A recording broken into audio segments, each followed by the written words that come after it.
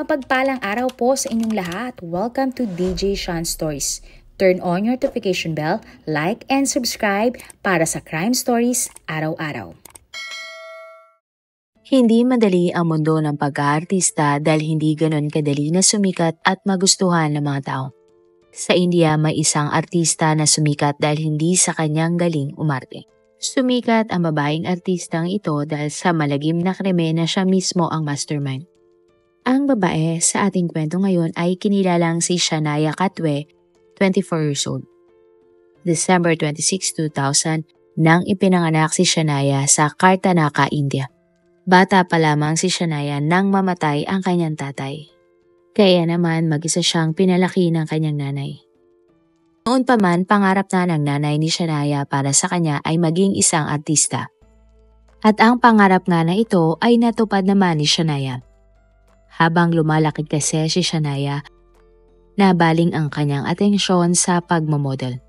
At kahit siya ay nag-aaral noon, pinagsasabay ni Shania ang kanyang modeling career at pag-aaral sa kolehiyo. Hindi nagtagal, sumali na nga si Shania sa iba't ibang modeling competition at dahil dito lalo na siyang gumaling sa pagmamodel. Taong 2017 naman nang sumali si Shania sa Miss India Elegant. Sa pageant na iyon, nanalo nga si Shania ng Miss Photogenic, Miss National Glamour, Miss Popular at Miss India Elegant North. Kaya naman di katakataka na naging isang influencer na din si Shania at madalas mag-post ng kanyang mga larawan online. Sa kanyang Instagram account naman ay meron siyang 38,000 followers at sa kanyang Facebook account ay mayroon naman siyang 7,400 na mga followers.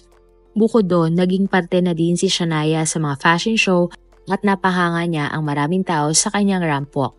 Matapos ang kanyang modeling career, taong 2018 naging artista na si Shania sa Kannada film industry at una niyang palabas ay ang pelikulang pinamagatang Aidam Prenam Jainavan. At dahil nga kilala na siya dahil sa pagganap niya bilang artista, may pagkakataon din na nai-interview na si Shania ng media. Simula nga nang ipinalabas ang palabas na ito, umasa siya na siya ay magtutuloy-tuloy na sa kanyang acting career. Pero mali ang dalaga dahil hindi masyadong naging maganda ang pagtanggap ng publiko sa kanyang pelikula. Karamihan nga sa kanila ay hindi ito nagustuhan. At bilang ang resulta, madalang nang makuha si Shania sa pagmamodel at pag-aartista. At dito na nga rin siya unti-unting nawala ng trabaho. Sobrang ang lungkot ni Shania dahil gusto-gusto niyang maging sikat na artista. At para naman makabangon ulit sa buhay, nag-apply si Shania bilang cabin crew ng SpiceJet Airlines sa India. Agad naman siyang natanggap sa bago niyang trabaho at naging isang flight attendant matapos ang isang taong pag-aaral at training. Taong 2021 naman nang bumalik sa pag-arte si Shania at bumida nga sa isang comedy film. Muli nga sumaya si Shania dahil nabigyan siya ng isang pagkakataon para muling sumikat sa pag-aartista. April 9, 2021 para nga sa promotion ng kanyang palabas, dumalo si Shania sa isang party. At hindi siya mag-isa sa party dahil kasama ni Shania ang kanyang nanay. Naiwan naman sa kanilang bahay ay ang kanyang stepbrother na si Rakesh Katwe o tawagin na lang natin Kenneth na 32 years old. At dahil nga sa nangyaring event na ito, 2 araw na hindi nakauwi si Shania at ang kanyang nanay sa kanilang bahay. April 11, 2021 nang umuwi si Shania at ang kanyang nanay sa kanilang bahay. Pero labis silang nagtaka dahil walang tao ang bahay at wala dun si Kenneth. Hindi kasi ugali ng lalaki na bigla na lamang aalis ng walang paalam. Ilang beses tinawagan ni Shania at ang kanyang nanay si Kenneth pero hindi sumasagot ito ni isang beses.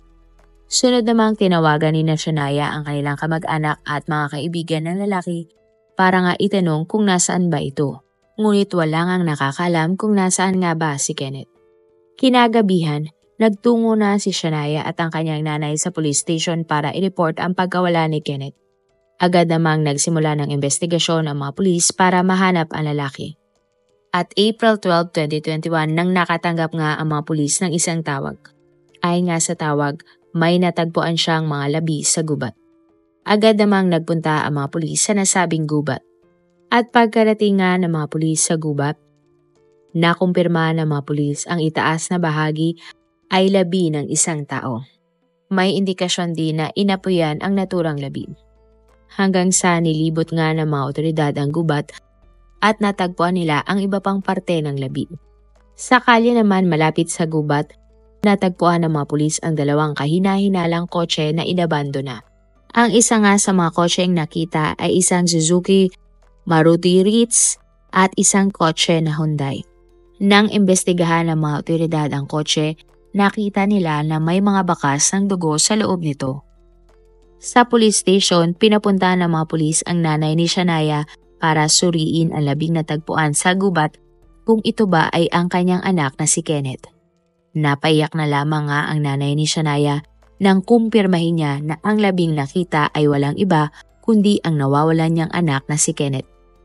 Matapos kilalanin si Kenneth, dinala ang kanyang labi sa laboratorio para sumailalim sa autopsy. Nagulat nga si Shania at ang kanyang nanay na pinatay sa karumal-dumal na paraan si Kenneth.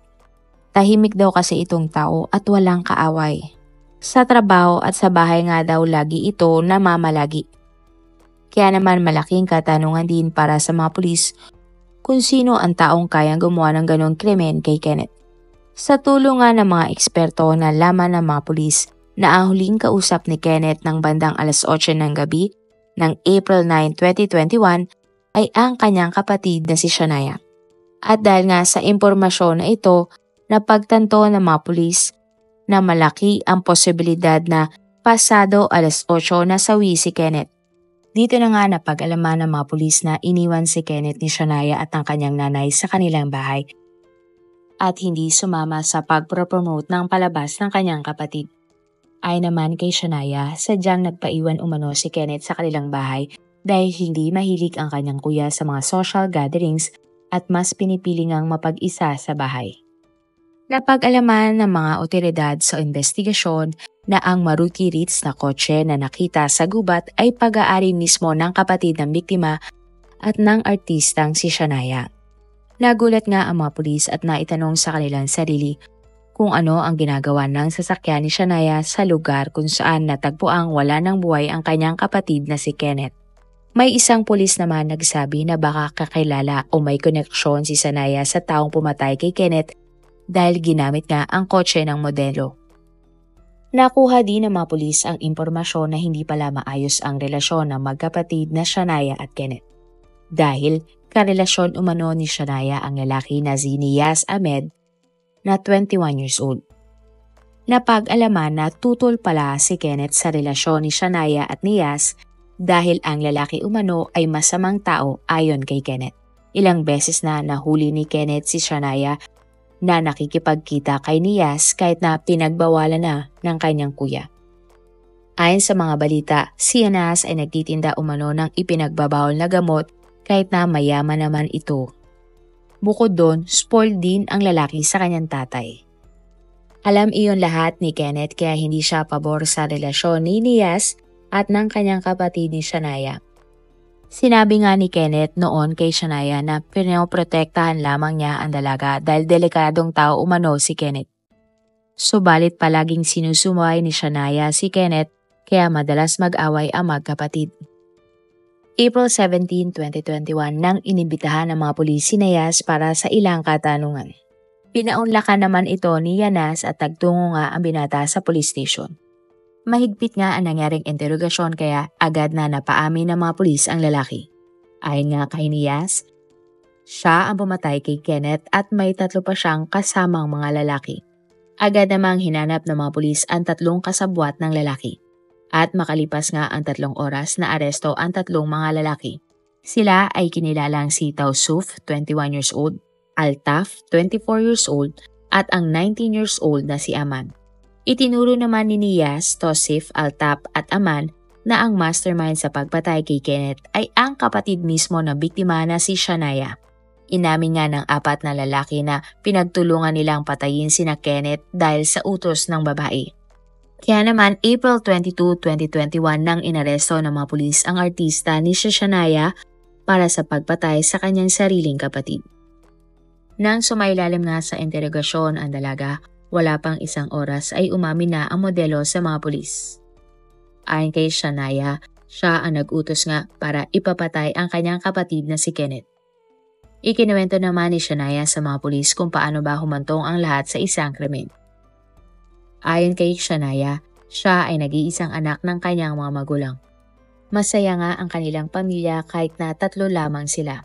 Pero nang 1 taon pa lamang si Shania, hindi maiwasan ng kanyang mga magulang na manabik na magkaroon ng anak na lalaki. Naisip din nila na sa kanilang pagtanda ang magiging anak nilang lalaki ang mag-aalaga sa kanila. Dahil alam umano ng mga magulang ni Shania na siya ay aalis din sa kanilang poder pag ito ay nag-asawa. Kaya naman inampo ng mga magulang ni Shania si Kenneth, anak ng kanilang kamag-anak.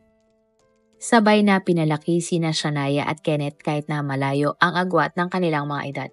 Napakasaya nga ng mga magulang ni Shania nang dumating sa kanilang buhay si Kenneth. At hindi nga alam ni Kenneth na siya ay ampon lamang ng pamilya ni Shania. Naging pantay naman ang pagmamahal ng nanay at tatay ni Shania sa babae at sa kanyang kapatid na si Kenneth. Ngunit tila hindi naman tanggap ni Shania na mayroon na siyang isang kapatid. Ayon sa babae, bata pa lamang siya ay galit na siya kay Kenneth. Dahil imbis na kay Shania lahat ibigay ng kanyang mga magulang ang pagmamahal at kanilang atensyon, nahati pa ito kay Kenneth. Naramdaman naman ni Kenneth na ayaw sa kanya ni Shania pero hindi naman ito pinansin ng lalaki. At napuno nga ng lungkot ang bahay ng pamilya Katwi nang maagang namatay ang tatay ng babae. Mula nga nang namatay ang tatay ni Shania at Kenneth, mas lalong prinotektahan ni Kenneth si Shania kahit alam niyang ayaw sa kanya ng kanyang kapatid. At kalaunan sa isang party nga nagkakilala sina Shania at Nias. Nung una sila ay magkaibigan lamang pero hindi nagtagal na hulog na nga ang loob nila sa isa't isa. Tila nga na love at first sight sina Nias at Shania dahil sa angking ganda ng dalaga. At nang nalaman nga ni Kenneth na may karelasyon na pala si Shania, pina-background check niya ang lalaki. At dito na nga umano nalaman ni Kenneth na si Nias ay nagpapakasasa sa pera ng kanyang mayamang tatay. Bukod doon, hindi din ito nagtatrabaho pero nagtitinda ng ipinagbabawal na gamot. At hindi nga nagustuhan ni Kenneth ang pagkatao ni Nias para sa kanyang kapatid na si Shania. Kaya naman isang araw kinausap ni Kenneth ang kanyang kapatid at sinabing layuan na ng artista si Nias. Sinabi pa ni Kenneth na hindi si Nias ang tamang lalaki para kay Shania. Sumagot naman si Shania at sinabing walang namamagitan sa kanila ni Nias. Nagalit naman si Kenneth at sinabing wag nang magsinungaling ang babae. Dahil ilang beses nga umanong nakita niya si Shania at ang lalaki. Sinabi din ni Kenneth na kung hindi lalayuan ni Shania si Nias, isusumbong umano ni Kenneth ang kanyang kapatid sa kanilang nanay. Nakiusap naman ang dalaga kay Kenneth at sinabing huwag sabihin sa kanilang nanay ang tungkol kay Nias. Dahil nga madedisappoint umano ang nanay ni Shania sa kanya. Lalo na at hindi pa pinapayagan si Shania ng kanyang nanay na makipagrelasyon at dapat niyang unahin ang kanyang pag-aartista. Subalit hindi tumupad si Shania sa napag-usapan nila ng kanyang kapatid at muling nakipagkita kay Nias. Kaya naman sa sobrang inis umano ni Kenneth, sinumbong na niya si Shania sa kanilang nanay. Nalungkot naman ang nanay ni Shania nang nalaman ang klase ng lalaki na karelasyon ng kanyang anak. Labis namang nainis at nagalit si Shania sa kanyang kapatid dahil isinumbong siya nito sa kanilang nanay. Pakiramdam tuloy ng artista, balakid na si Kenneth sa kanyang kaligayahan sa piling ni Yanas. At naririndi na nga siya sa paulit-ulit siyang sinasabihan ng kanyang kapatid at kanyang nanay tungkol sa lalaki. Kaya naman para matanggal na ang tinik na si Kenneth sa kanyang love life, isang masamang plano ang binuo umano ng artista laban sa kanyang kuya. Ikinuwento na nga ni Shania kay Nias ang problema niya kay Kenneth. Prinubok din ni Shania si Nias at sinabing kung talagang mahal siya ng lalaki, gagawa ang binata ng paraan para tuluyan nang mawala si Kenneth. Hindi naman na nagdalawang isip pa si Nias at agad na pumayag na patayin nga si Kenneth. Para nga matupad ang kagustuhan ni Shania, Hiningi ni Yas ang tulong ng kanyang mga kaibigan na sina Tosif, Altaf at Aman. At ilang araw nga bago ang krimen, nagkita-kita ang mga sospek para planuhan ang pagpatay kay Kenneth. Inamin din ni Shania sa mga pulis na siya ang namiling araw para patayin si Kenneth na petsang April 9, 2021. Dahil nga ng araw na ito ay wala siya sa kanilang bahay at siya ay nasa malayong lugar kasama ang kanyang nanay para ipromote ang kanyang pelikula. Ito nga ang araw na kanyang napili nang sa gayon ay hindi siya pagsospesyahan kapag pinatay si Kenneth. At ng araw nga ng April 9, nang nasa party na si Shania, tinawagan niya si Nias.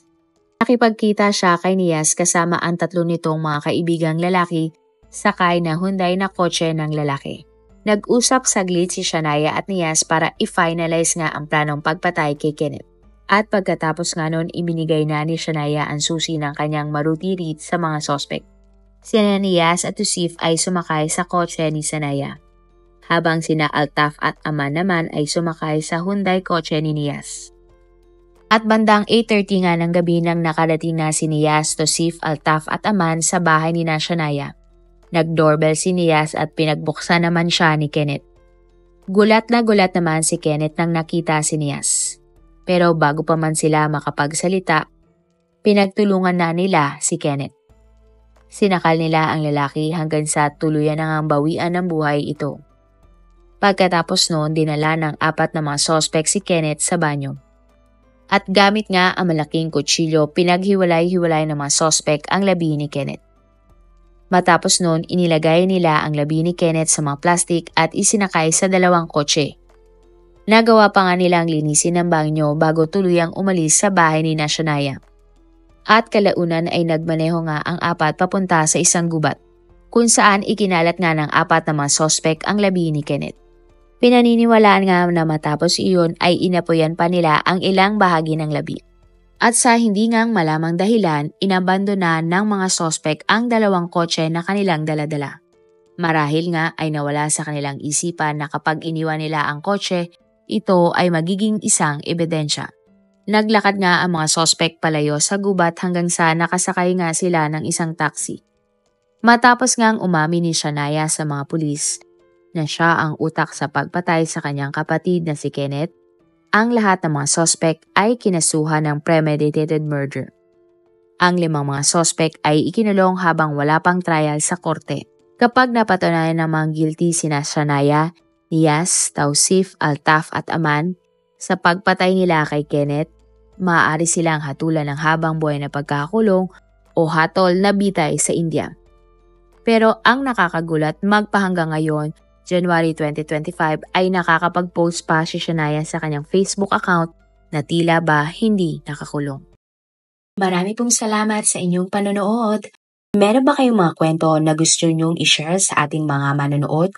O kung may personal po kayong kwento na gusto nyong i-feature sa ating channel, i-comment down below nyo lang ang inyong mga suggestions. Para naman po sa dagdag kalaman, i-subscribe nyo din po at i-follow ang ating iba pang YouTube channel katulad ng Tagalog Facts and Mysteries by DJ Sean at Manila Boy Wonder Philippines. Marami pong salamat sa pagsuporta nyo sa aming mga channel. God bless everyone!